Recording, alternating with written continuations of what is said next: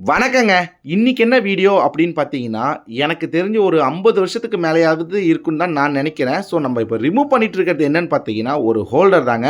So, இப்போ உள்ள ஹோல்டர்லாம் வந்து ரொம்ப சிம்பிளா இருக்கும். ஆனா, இந்த ஹோல்டர பாருங்க, ஒரு கழட்டுறதுக்கே ரொம்ப கஷ்டமா இருக்கு. ஒரு டாஸ்க் மாரி தான் இருக்கு. மைனஸ்ல பிராஸ் ஸ்க்ரூ போட்டு நம்ம அந்த வுட்ல வந்து ஜங்ஷன் பாக்ஸ் மாரி ரெடி பண்ணியிருக்காங்க. அதில போட்டு ஏத்தியிருக்காங்க.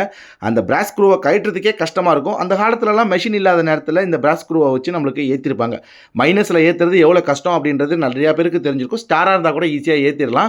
அதுவும் அந்த பின்னாடி உள்ள வுட் வந்து ரொம்ப ஸ்ட்ராங்கான வுட்டா இருக்குங்க. இந்த ஹோல்டர கழட்டி நான் காட்டுறேன். எந்த அளவுக்கு கண்டிஷன்ல இருக்குன்னு பாருங்க. ஹோல்டர் ஃபுல்லாவே பிராஸ் தான். ஸோ நான் தேய்ச்சும் பார்த்துட்டேன். இன்னிய வரைக்குமே இது வொர்க்கிங் கண்டிஷன்ல இருக்கு. இப்போ உள்ள ப்ராடக்ட்லாம் பார்த்தீங்கன்னா, கண்டிப்பா இந்த அளவுக்கு குவாலிட்டி இருக்குமானா, கண்டிப்பா இருக்கவே இருக்காது.